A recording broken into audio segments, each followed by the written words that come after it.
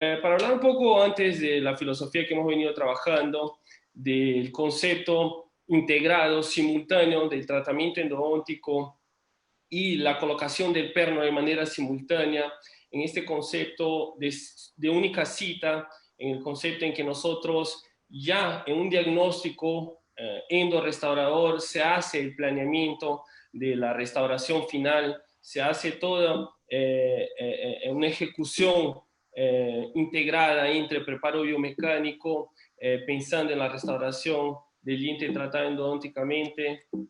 Vamos a hablar de estos 15 minutos. No estoy pudiendo compartir la pantalla.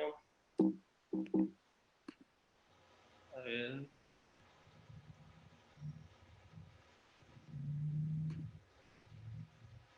Bueno, entonces hemos venido trabajando esto ya unos años y bajo la orientación del profesor Manuel Eduardo de Lima Machado y nuestro equipo de trabajo acerca de cómo podemos hacer viable que este tratamiento endodóntico tenga éxito y este éxito también esté asociado a la restauración coronaria. Son uno de los trabajos que hemos venido desde 2011 hasta el momento trabajando, ¿no? Y hay una pregunta que debe ser hecha y hasta entonces había mucho dilema en decir ¿dónde termina el tratamiento endodóntico? En la obturación del conducto radicular. Podemos observar acá en la pantalla del lado izquierdo la prueba de cono. ¿Será que ahí termina el tratamiento endodóntico? ¿Será que nosotros con una técnica que podamos trabajar ahí, la desobturación simultánea o solamente la obturación del tercio apical, nos permite darle al rehabilitador, decirle, ¿sabes qué? Nosotros sabemos cuál es el mejor conducto para la instalación del perno?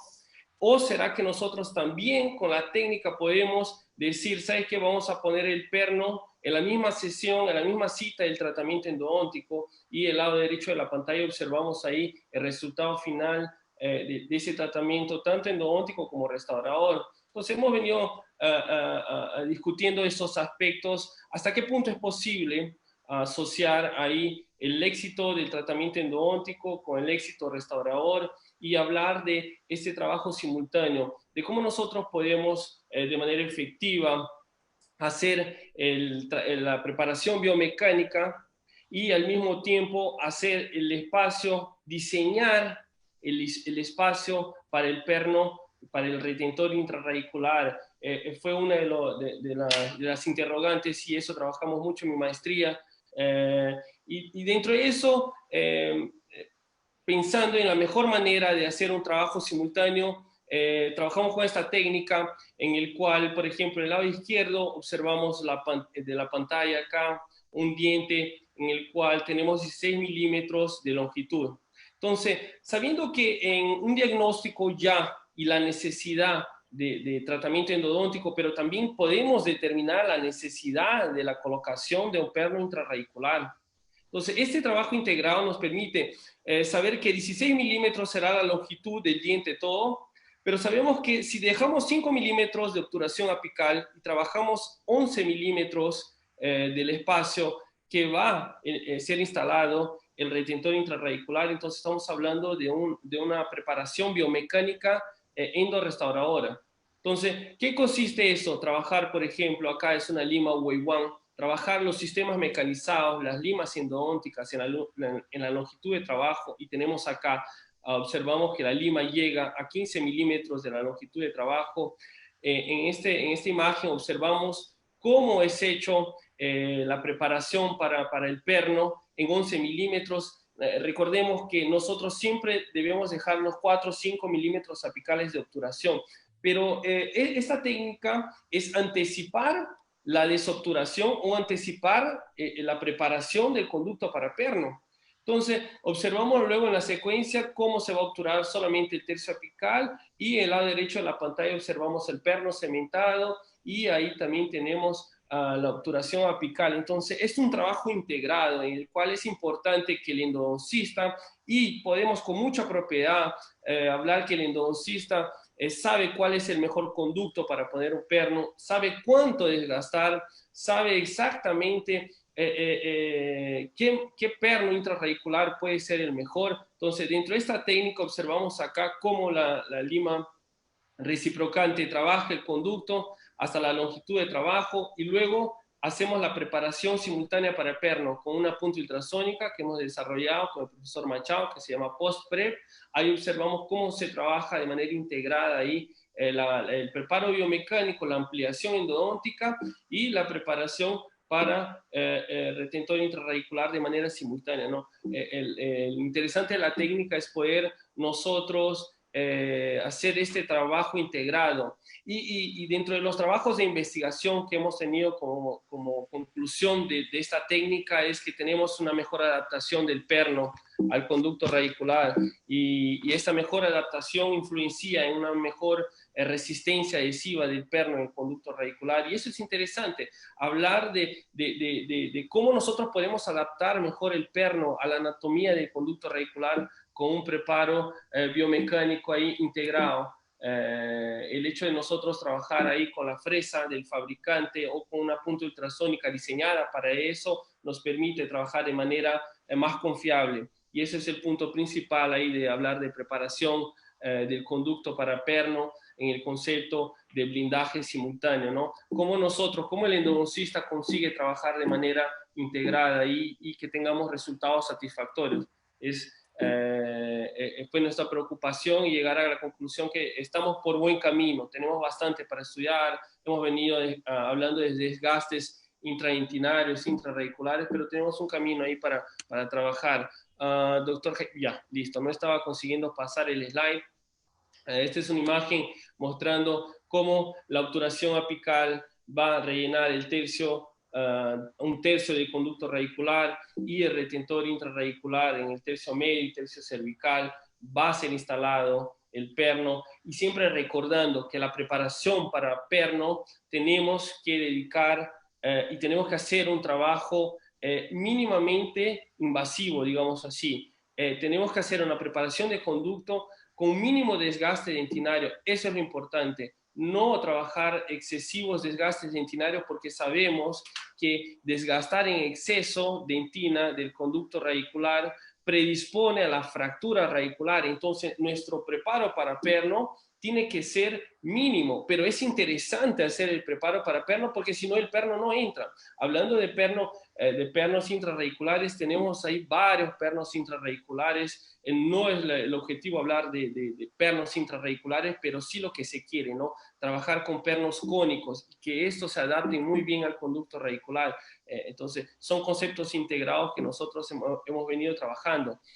¿Cómo un perno se adapta mejor a la anatomía del conducto radicular? Partimos del principio que el conducto, nuestra preparación, desde los principios de Childer, desde 1976, que se preconizó la preparación cónica del conducto radicular, ¿no? Entonces, nosotros acompañamos esa conicidad desde el tercio apical, entonces en el tercio medio y cervical es interesante que pongamos ahí un retentor que tenga como características que sea cónico, que no sea cilíndrico. Nosotros no trabajamos con pernos cilíndricos porque los pernos cilíndricos causan un mayor desgaste en el tercio apical del espacio para retenedor intrarradicular y esto puede causar ahí una fractura radicular. Entonces, tenemos que hacer un preparo conservador, es lo que se desea, así como nuestra biomecánica de trabajo, de instrumentación,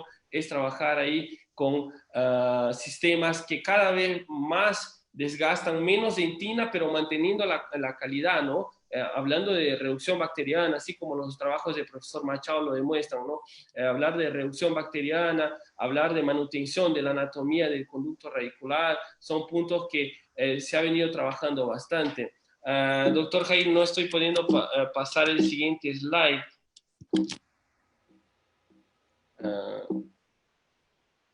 A ver, ahí, ahora sí. Tú estás pasando y tú consigo. Bueno, entonces, hablando de lo que hemos dentro de este concepto, es lo que se desea, trabajar con pernos cónicos. Como yo les decía a ustedes, observamos del lado izquierdo de la pantalla cómo la terminación y la adaptación de un perno cónico es mucho mejor que la adaptación de un perno cilíndrico. Y observamos en el tercio apical del espacio para perno, acá en rojo del lado derecho de la pantalla, cómo un perno cilíndrico va a desgastar mayor cantidad de dentina en el tercio apical. Y esto, consecuentemente, puede llevar a una perforación en el tercio apical del preparo para perno o también llevar al debilitamiento de la raíz. Entonces, es una preocupación que nosotros tenemos que trabajar con pernos cónicos. No vamos a hablar de pernos de marcas acá. Lo importante es considerar que la alternativa de pernos intrarradiculares en fibra y vidrio es una realidad que se aplica. Nosotros tenemos un buen costo-beneficio del material, nosotros conseguimos ahí una buena performance asociando todos los materiales con base a resina, materiales resinosos. Entonces tenemos un monobloc funcional ahí, eso es lo importante. Hablar de la cementación del perno es importante, hablar de la reconstrucción del muñón también es importante en este mismo concepto. Usar un cemento resinoso que podamos cementar el perno y también que este cemento resinoso nos permita la reconstrucción del muñón. Entonces, es el trabajo integrado que va pensando desde cómo vamos a preparar el conducto para perno, pensar en cómo vamos a obturar el tercio apical, pensar en que en el tercio medio y cervical vamos a poner un perno, pensar que esa cementación tiene que casar ahí, tiene que tener afinidad por un adhesivo, un cemento resinoso que tengan características similares y el muñón coronario también tiene que tener esas características. Entonces sabemos que los cementos actuales tipo core y las resinas bulk fill flow son materiales que tienen buena cantidad, buena carga y permiten ahí una adecuada restauración del diente tratado endodónticamente en este concepto de blindaje, ¿no? Blindaje, hemos venido trabajando este concepto específico, no restauración, no endorresto, no, el blindaje quiere decir el sellado con un material restaurador, considerando la parte principalmente funcional. La cuestión estética, doctor Jai, no estoy poniendo pasar el slide, creo que si tú consigues... La cuestión estética es una cuestión, un segundo plano, obvio que nos preocupamos por la estética de la restauración del diente tratado endodónticamente, pero la cuestión funcional, cómo tenemos el sellado, y esto tiene vínculo y tiene relación directa con el éxito del tratamiento endodóntico. Entonces sabemos que el camino, la preservación de nuestros tratamientos endodónticos también tiene relación directa con la restauración del diente tratado endodónticamente. Entonces no podemos hablar de conceptos aislados. En un trabajo nuestro con el profesor Machado, mi trabajo, mi tesis de la especialidad, hicimos un trabajo interesante en el cual hicimos el tratamiento endodóntico en una fecha, un año después hicimos el control de los dientes y dentro del resultado que nos llamó la atención es que la mayoría de los casos, después de un año, 80% de los casos habían fracturado, había una pieza fracturada, la pieza que se hizo endodoncia, un año después había fracasado la endodoncia, pero no por problema técnico, porque nosotros determinamos que una endodoncia tiene que ser hecha con calidad, pero sí que un año después el diente no había sido restaurado. Entonces estamos hablando de un fracaso que no está asociado a la calidad técnica, no está asociado a la destreza del operador, no está asociado a la falta de recursos tecnológicos, está asociado a un factor que tiene relación directa con el éxito del tratamiento endodóntico, no a corto plazo, pero sí a largo plazo. Después de 12, 24 meses, ¿qué pasa con estos tratamientos endodónticos? Es una preocupación. Entonces, darle al endodoncista la técnica para que él pueda ejecutar de manera factible, de manera fácil, de manera que sea un aliado la técnica endodóntica con el recurso tecnológico sumado al conocimiento del operador, son factores que influencian ahí en el resultado nuestro de este abordaje endorestaurador. No estoy consiguiendo pasar el slide final. ¿Tú consigues pasar ahí, doctor Jair? Bueno, ya estoy terminando mi parte. Quería terminar. Arturo, tienes que hacer No estoy consiguiendo. con las flechitas, con las flechitas. Bueno, ya, ahí conseguí. Con las flechas. Ya, listo, listo. Y bueno, el slide final, entonces, que encierra bien. Entonces hemos hablado de cómo preparar el conducto, cómo el perno tiene que estar ahí bien adaptado, después de una preparación biomecánica integrada. Hemos hablado también de cómo la cementación, el muñón es interesante, y dentro del diagnóstico endorrestaurador, quiere decir, la endodoncia tiene que ser desde un primer momento, cuando se habla de restauración en el concepto del blindaje, el diagnóstico endorrestaurador es importante en el momento del diagnóstico antes del procedimiento endodóntico, porque ya piensas, ¿cuál será la restauración coronaria? Y exactamente cómo nosotros podemos dejar restaurado este diente. Entonces, como yo le decía, para encerrar la presentación, es importante que estos conceptos restauradores, y sabemos que esto impacta, influencia positivamente en el tratamiento endodóntico. Entonces, esa asociación de endorrestauradora se hace presente y es una cosa que venimos trabajando bastante. Profesor Jair va a hablar ahora también, como hemos venido hablando, de la colocación del perno, que es importante antes de la colocación, durante la preparación biomecánica, cómo el irrigante puede influenciar en la adhesión tal vez del espacio para perno, cómo el irrigante puede causar ahí la degradación del colágeno, ¿no? Cómo la clorexidina y el hipoclorito pueden causar, y cómo es la adhesión en este aspecto. Entonces, profesor Jair Salas, te paso la voz ahí. Ok, secuencia a esta charla, pues yo voy a hablar ahora de la irrigación, y vamos a tocarlo, pues vamos a conversar de las principales soluciones irrigadoras y cómo funcionan, cuáles son sus ventajas, desventajas, y qué relación tienen con la adhesión. Entonces, aquí vemos que se hizo una encuesta en el 2012 en Estados Unidos, ¿no? Dutner, y en esta encuesta ellos encontraron que la solución irrigadora más utilizada en Estados Unidos, o por los especialistas de Estados Unidos, era el hipoclorito de sodio, y luego venía el EDTA, y luego, en tercer lugar, la clorexidina.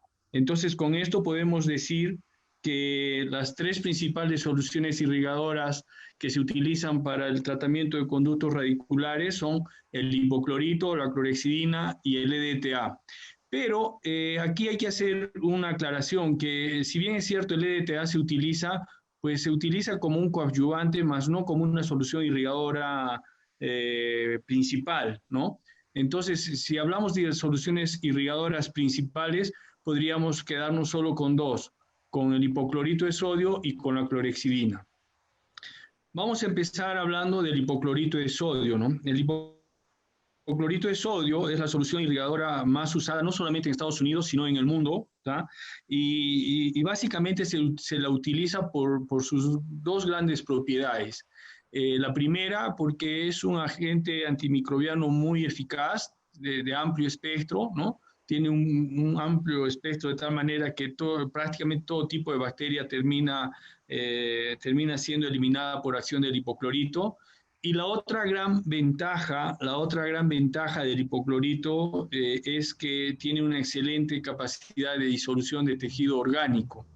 Y esto le permite entonces disolver el tejido pulpar cuando entra en contacto con el tejido pulpar, y así complementar la acción de la limpieza de las limas.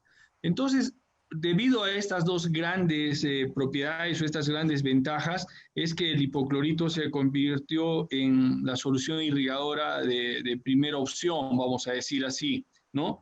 Sin embargo, yo ya cuando hablo más detalladamente de este tema, pues presento muchos papers, muchas investigaciones. Incluso con Edgar tuvimos una publicación en la revista Endodoncia de España, que fue básicamente la publicación de su tesis de graduación aquí en Arequipa. Y bueno, entonces yo, cuando hablo más profundo de este tema, pues demuestro que estas ventajas que se conocen del hipoclorito no son tan tan reales como normalmente se puede pensar, ¿no?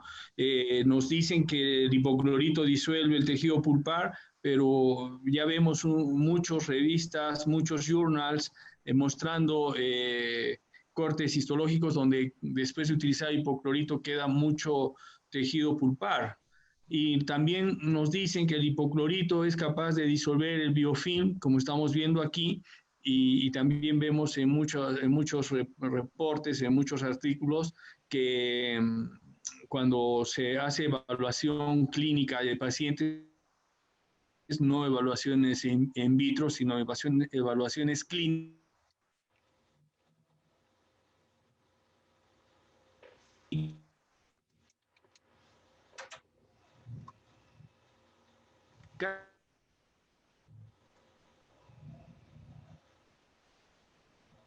yo siempre hablar de las ventajas y cómo esto influye en el proceso de la adhesión.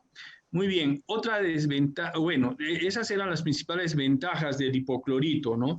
Ahora vamos a ver algunas de sus desventajas. Aquí presentamos un trabajo digamos, de la publicado en el Clinical Oral Investigation en el 2016, hablando de cómo los protocolos finales pueden afectar la dentina intraradicular estructuralmente. Y en las conclusiones de este trabajo se puede apreciar que el hipoclorito causó alteraciones ultraestructurales en el colágeno de la dentina, y esto empeoró cuando se utilizaba EDTA o la irrigación ultrasónica. Entonces, el hipoclorito, si bien es cierto, es bastante bactericida, tiene una gran capacidad bactericida y consigue también disolver tejido orgánico, pues tiene algunas desventajas, y una de ellas es de que altera a la dentina. Por su capacidad de disolución de tejido orgánico, pues es capaz también de disolver las fibras colágenas que están en la dentina, ¿no? Y eso vamos a ver luego cómo afecta en la adhesión. Otra desventaja aquí estamos viendo, ¿no? Cómo afecta la dentina, produciendo erosiones, ¿no?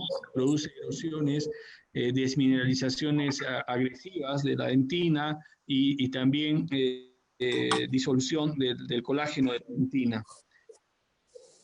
Y este daño ultraestructural de la dentina pues termina haciendo que se reduzcan las propiedades mecánicas de la dentina, de tal manera que el uso del hipoclorito termina afectando el módulo elástico, la fuerza flexural y la microdureza de la dentina. Y como vemos, todo esto está relacionado con básicamente la adhesión. Entonces, el hipoclorito, además de eliminar las bacterias, también tiene como un efecto colateral el afectar las propiedades mecánicas de la dentina, ¿no? Y como ya todos sabemos, además de afectar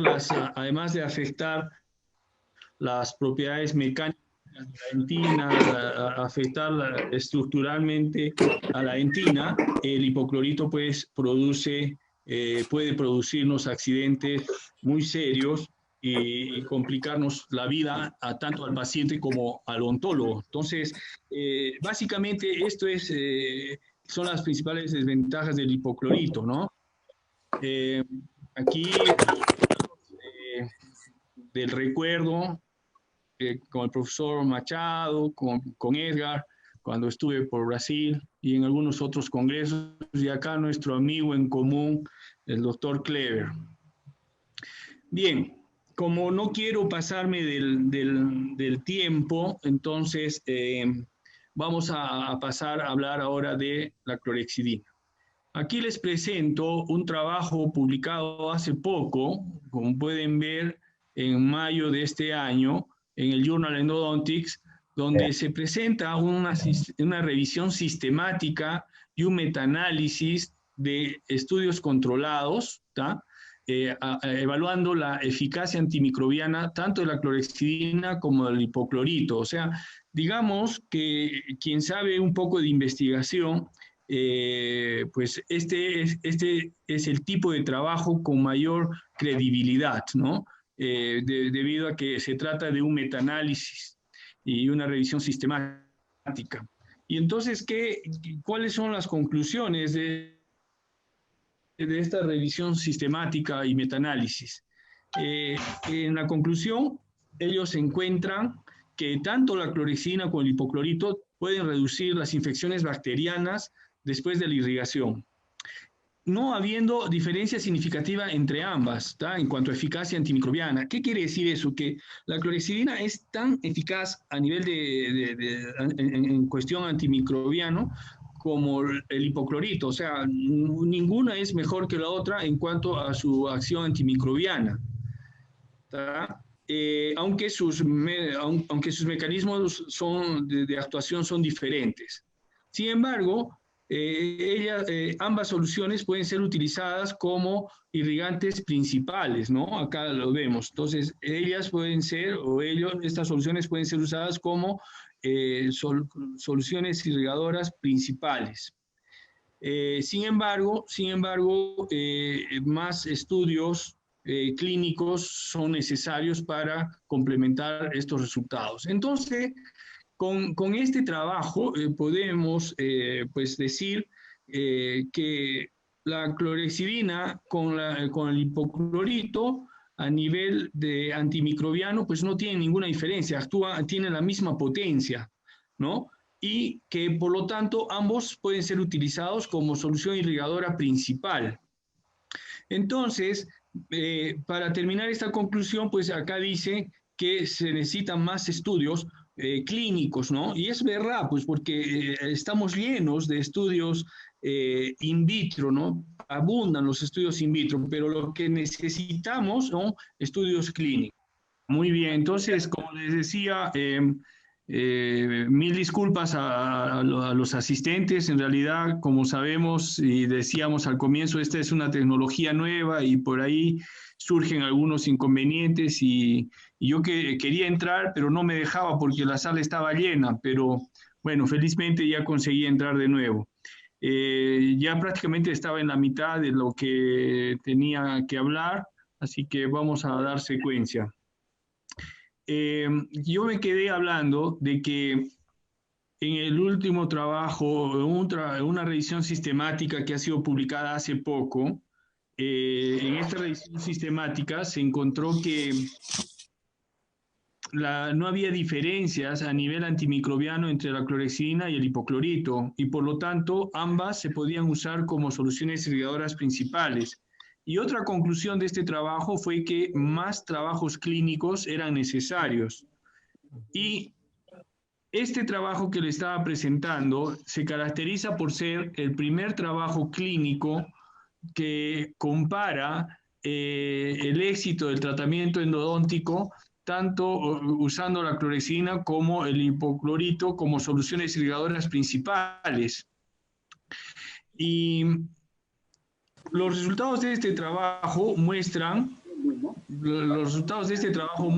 que no hay diferencia entre usar clorhexidina o usar hipoclorito, puesto que el porcentaje de éxito es de 81 y 82%. Entonces, este trabajo se caracteriza por ser el primer trabajo clínico en el cual se ha evaluado el éxito del tratamiento, porque abundan los trabajos in vitro. Hay cientos de trabajos in vitro, pero trabajos clínicos comparativos, este es el primero que muestra que no hay diferencia entre usar el hipoclorito y la clorhexidina como soluciones irrigadoras principales. Y este año nosotros tuvimos el gusto, el placer de publicar nuestro trabajo con el doctor Alejandro Pérez y nuestro grupo de trabajo, esta investigación en el Australian Endodontic Journal, una investigación que habla del éxito del tratamiento endodóntico cuando se usa la clorhexidina como irrigante principal. Y nuestras conclusiones fueron que no hay, mejor dicho, que la tasa de éxito del tratamiento cuando se usa clorhexidina como irrigante principal es una tasa de éxito muy similar a la que se encuentra cuando se utiliza hipoclorito. Nosotros encontramos para dientes necrosados 80% y para los retratamientos 82%. Tasas de éxito muy similares a los que se alcanza cuando se utiliza el hipoclorito. Entonces, podríamos decir que hasta el momento hay solo 2 trabajos clínicos que han evaluado la eficacia del uso de la clorhexidina como irrigante principal, y el nuestro que acaba de salir publicado. Entonces, ¿cómo es que nosotros usamos la clorhexidina? La clorhexidina la usamos con este protocolo, pero hay que recordar que como el hipoclorito es la solución irrigadora más utilizada, pues tiene algunos protocolos, y acá he agrupado, digamos, los principales protocolos o los más conocidos, ¿no? Este que utiliza hipoclorito, luego hace un interfase con EDTA y termina usando hipoclorito. Y este otro que es un protocolo intermedio donde se utiliza hipoclorito, luego EDTA y finalmente la clorhexidina. Pues nosotros no usamos ni la 1, ni la opción 1, ni la 2. Nosotros usamos la opción 3. Y es básicamente usar clorhexidina todo el tiempo hasta terminar la instrumentación. Una vez terminada la instrumentación, hacemos una irrigación con EDTA para remover el Smith layer y finalmente volvemos a utilizar la clorhexidina con varios objetivos. Uno, remover el EDTA, y otro, hacer que la clorhexidina penetre en los túbulos para conseguir una mejor sustantividad. Entonces, aquí está nuestro protocolo. Usamos, durante todo el tiempo usamos la clorhexidina, terminamos de instrumentar con cualquiera que sea el sistema que hayamos utilizado, el sistema rotatorio, y ya sabemos que las paredes del conducto nos van a quedar llenas de barro dentinario, ¿no? De smear layer.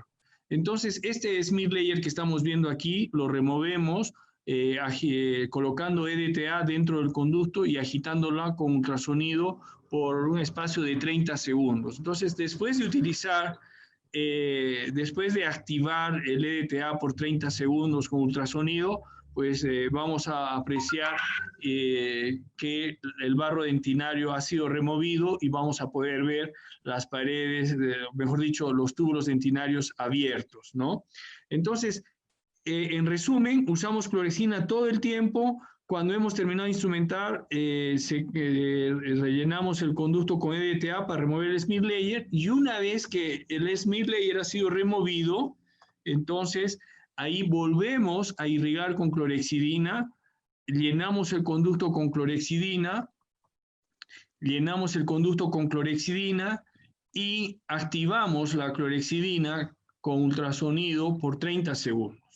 Esta activación de la clorhexidina la hacemos para ayudar a que la clorhexidina pueda penetrar en los túbulos dentinarios. Esta es una foto de nuestra última investigación que ha sido aprobada y que está en vías de publicación, donde hemos evaluado 3 sistemas de activación de la clorhexidina después de remover el smear layer.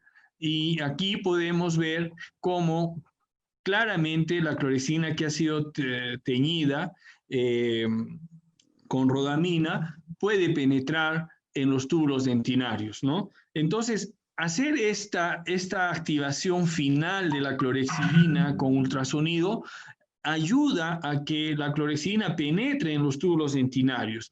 ¿Y qué ventaja nos trae eso? Nos trae que la clorhexidina, al penetrar en los túbulos dentinarios, más la propia clorhexidina que se absorbe a la dentina, es decir, más la propia clorhexidina que se pega a la dentina, pues nos va a convertir en reservorios de clorhexidina que luego van a actuar y van a hacer la sustantividad. Aquí vemos un fragmento de una publicación hecha por el equipo de Piracicaba, ¿no? De una revisión del uso de la clorhexidina en endodoncia, y vemos algo, la parte relacionada a la sustantividad, y vemos que la clorhexidina tiene la propiedad de adherirse a las paredes del conducto, pero no solamente a las paredes del conducto, sino que también, como hemos visto, penetra en los tubos dentinarios, y ya sea que está dentro de los tubos dentinarios o adherida a las paredes del conducto, pues se convierten en reservorios. O sea, la dentina se transforma en unos reservorios de dentina, de clorhexidina, que van a continuar actuando, que van a continuar desinfectando. Y esta sustantividad, pues no está, digamos, muy definida cuánto es el tiempo que dura la sustantividad, pero ya hay estudios que hablan de 48 horas, otros que dura una semana, incluso estudios que muestran que la sustantividad, es decir, la capacidad de seguir desinfectando el conducto, puede estar hasta 4 semanas después de haber terminado el tratamiento. Entonces, por esta razón de la sustantividad, es decir, de su efecto residual, es que a nosotros nos interesa agitar la clorhexidina para que penetren los túbulos y se puedan formar mejores y mayores reservorios de clorhexidina.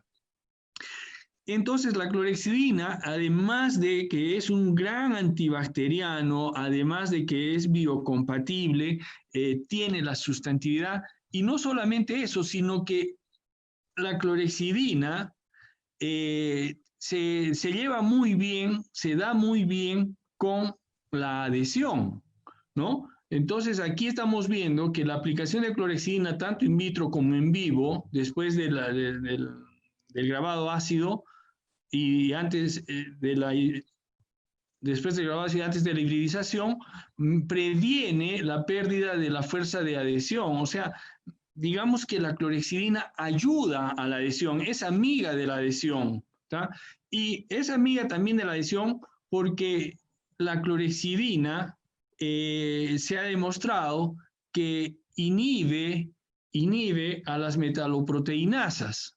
Entonces, nosotros sabemos que esta capa híbrida se va deteriorando con el tiempo por acción de las metaloproteinasas, pero si nosotros usamos la clorhexidina en la irrigación antes de colocar el perno, entonces vamos a hacer que la clorhexidina penetre en los túbulos, se adhiera a las fibras de colágeno y pueda inhibir la acción de estas metaloproteinasas.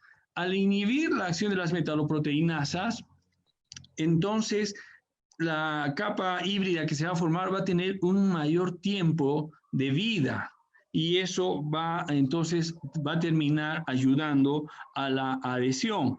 Y como estaba hablando el profesor Machado y el profesor Edgar, pues si la adhesión está bien, no va a haber chance para que haya microfiltración, y si no va a haber microfiltración coronaria, pues las chances de fracaso del caso van a disminuir drásticamente. Entonces, como ven, la clorhexidina por todo lado es una solución irrigadora que tiene el potencial suficiente para poder ser utilizado como una alternativa al hipoclorito. No quiero decir que reemplaza al hipoclorito, pero lo que sí quiero decir que sí es una solución que tranquilamente puede ser una alternativa. Y una alternativa buena, porque no solamente desinfecta, sino que también ayuda a la adhesión finalmente. Porque cuando vimos la parte de hipoclorito, vimos que el hipoclorito es magnífico matando bacterias, ¿no? Desinfectando, disolviendo tejido pulpar, pero dañaba estructuralmente la dentina. Al dañar la estructura de la dentina, producir erosión en la dentina, dañar las fibras de colágeno, la adhesión se va a ver comprometida. Entonces, aquí les he presentado un poco de ambas soluciones irrigadoras, y ustedes pues pueden tener la opción de poder escoger cualquiera de ellas para poder ya sea usarlo como irrigante principal o para usarlo en el momento de la preparación del espacio para el perno. Bueno, como estaba previsto, no íbamos a hacer exposiciones muy largas para no cansarlos, así que yo les agradezco y simplemente les transmito este slide que es cortesía de la doctora Karina Hamid, una colega de Paraguay, que me gustó mucho una de sus presentaciones que decía, la peor prisión es la de una mente cerrada. Y eso es una cosa que es sumamente real, es una cosa sumamente evidente. La peor prisión no es la de las rejas, sino es la de una mente cerrada. Así que... Yo voy a empezar a hablar con tú, ¿está bien? Para que no se retarde mucho, ¿está bien? ¿Ok? Una confirmación, Edgar, si está todo bien, si yo puedo empezar. Sí, claro, claro, se escucha bien, está todo perfecto. Se mira tu pantalla y tu audio está perfecto. Tá, então vamos lá. Eu creio que é interessante para nossos amigos que estão mirando acá, que de como começou essa preocupação que nós temos que hoje sobre a blindagem. ¿Está bem? A blindagem, que é o selamento de conduto de la câmara pulpar, utilizar ou não um perro de fibra de vidro, fazer a reconstrução ou não. Primeiro, ela tem duas vertentes. Uma vertente clínica e uma vertente biológica. A vertente clínica, nós começou devido ao projeto 32, o projeto Amazonas, que vamos todo ano com uma equipe, Edgar foi com nós também, para uma região acerca dentro do Amazonas, fazer endodôncia. É claro que hacemos endodôncia, hacemos também pequenas cirurgias, mas quando nós terminamos as peças dentais, a endodôncia das peças dentais, nós não podemos deixar se colocar, introduzir material provisório. Nós temos que fazer a restauração. E quando começamos a fazer isso há 10 anos atrás, não era o hábito se concluir a endodôncia e fazer a restauração, ou fazer a blindagem. Mas era a única maneira que teníamos, porque não sabia se iríamos volver ou não para essa área, tá? E nós não podíamos perder a endodôncia com infiltração e também a fratura dental. Então, começamos a fazer a restauração. E esse ponto foi desenvolvendo e hoje apresenta um resultado muito bom, que nós colocamos essa disciplina em nossas classes de pós-grado para preparar o endodoncista a fazer isso. Hoje, quem faz o trabalho em câmara pulpar e em condutos radiculares é somente o endodoncista. O segundo ponto é o ponto que nós temos essa pantalla.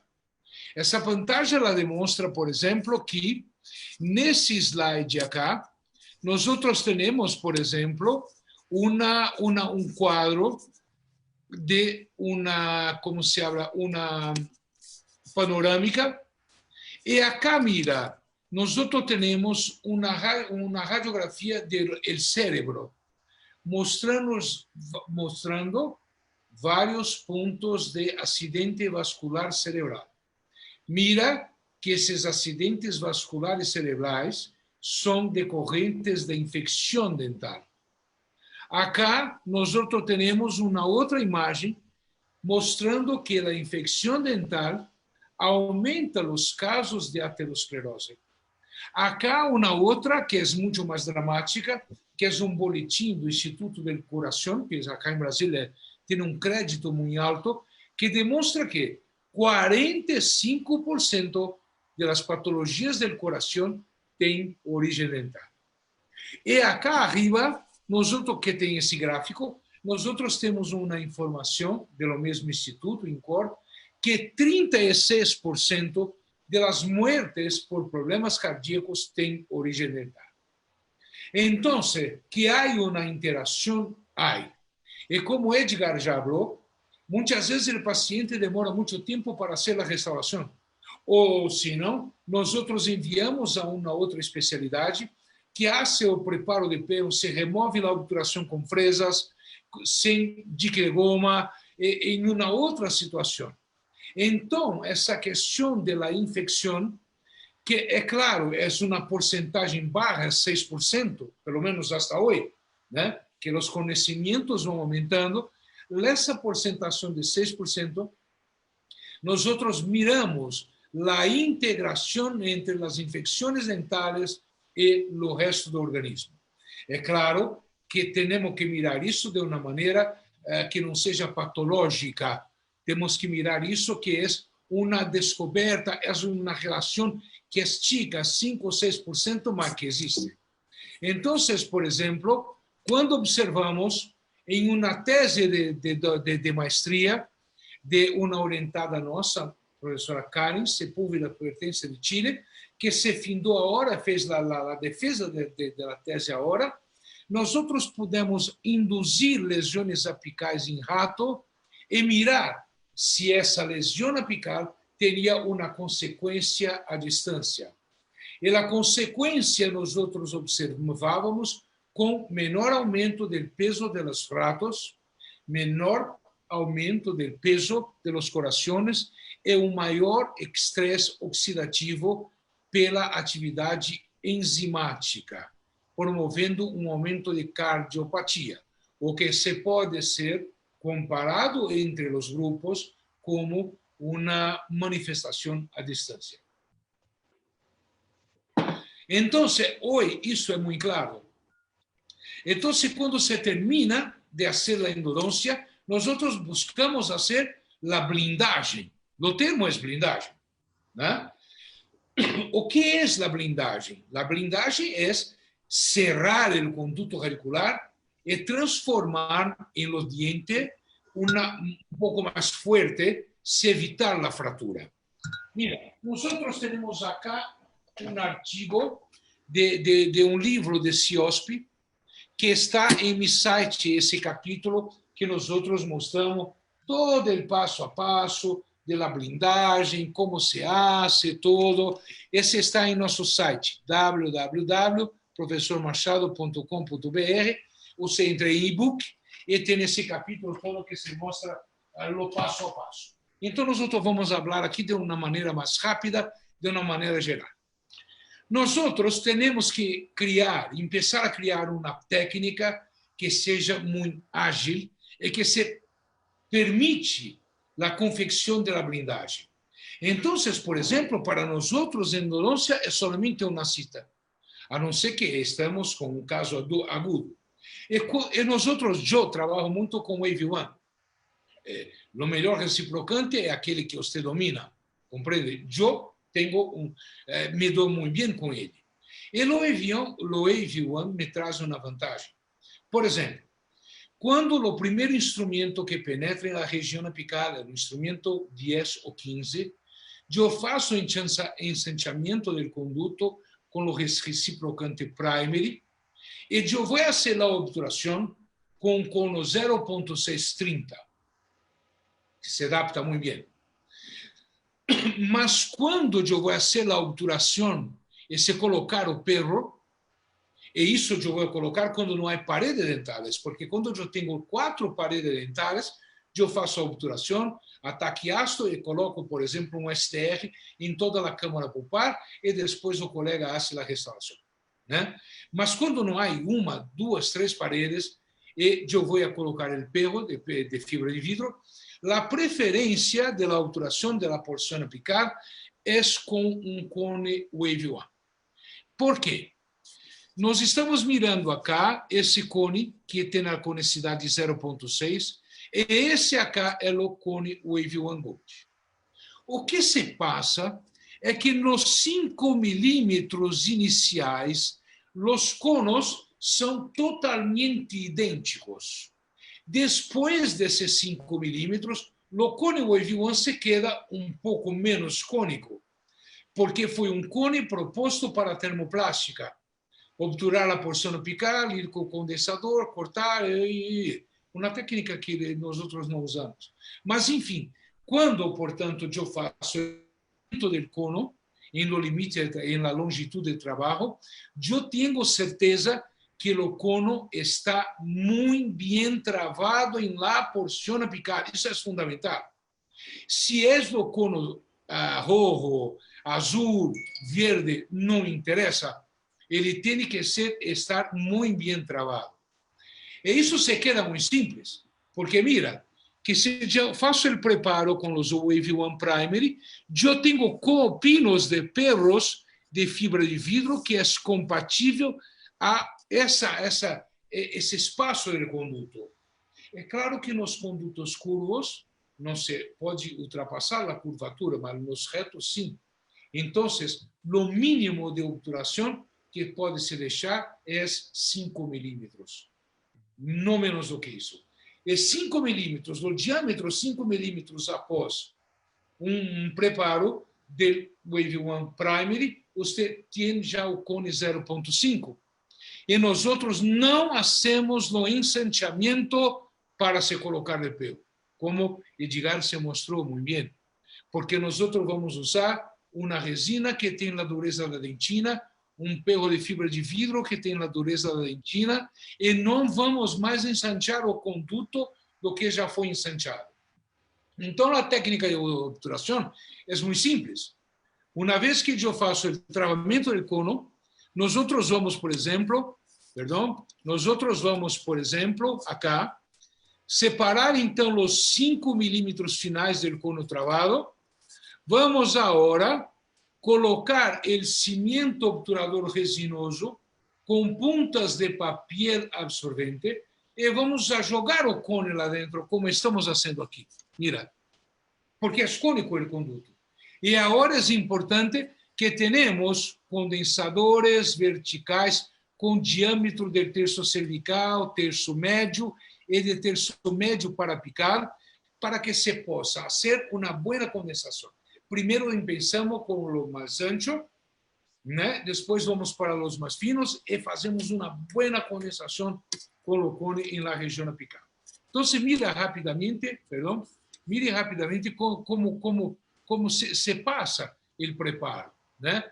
Aqui nós outros não temos o cono, o cimento obturador para que se possa mirar. Então, se joga dentro de conduto, lá 5 milímetros do cone inicial principal,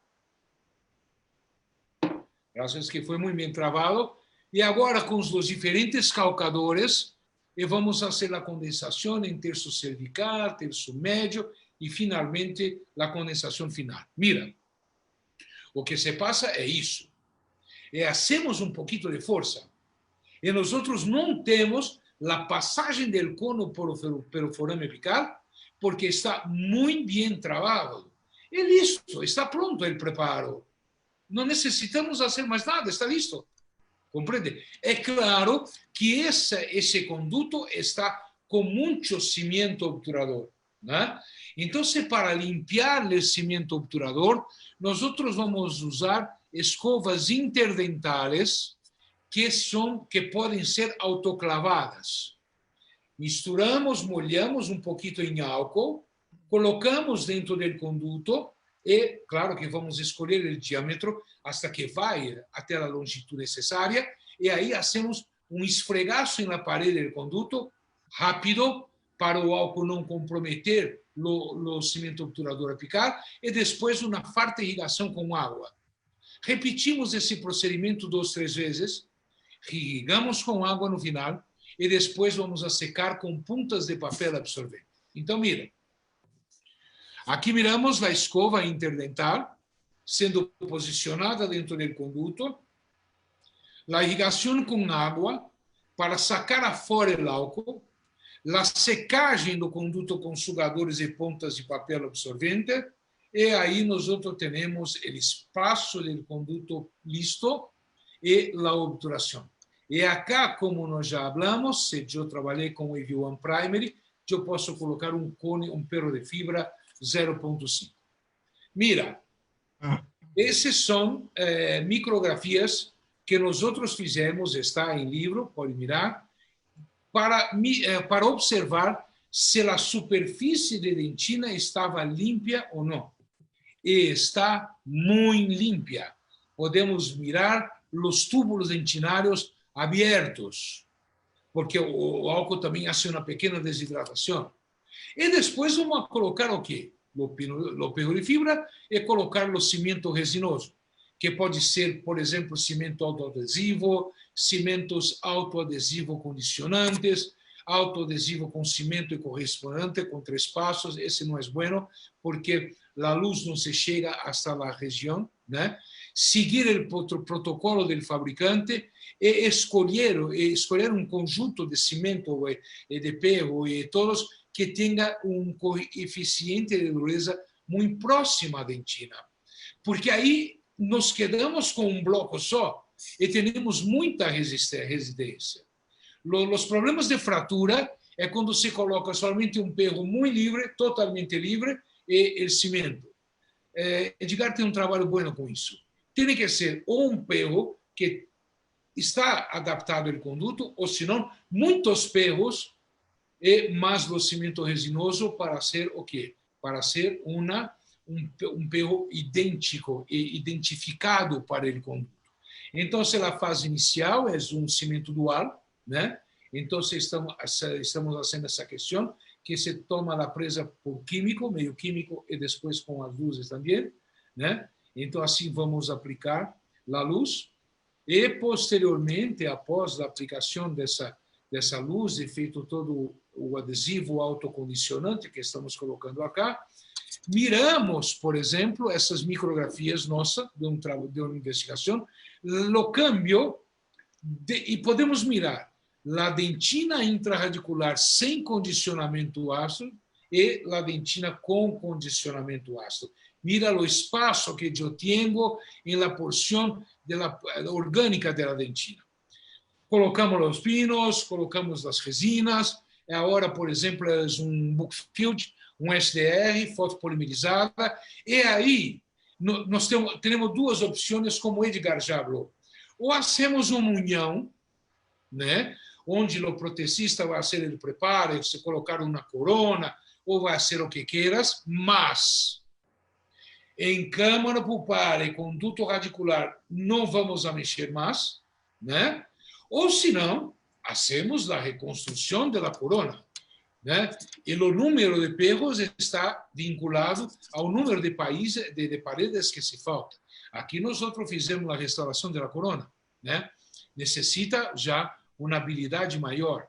Não é a questão do endodontista ser isso, né? Nós outros temos que fazer pelo menos uma união para proteger a câmara pulpar. Mas mira, esse é o mais importante que podemos observar. O pego, o cimento resinoso, e mira a quantidade de resina e de adesão no interior dos túbulos dentinários. Eu nunca tinha visto isso.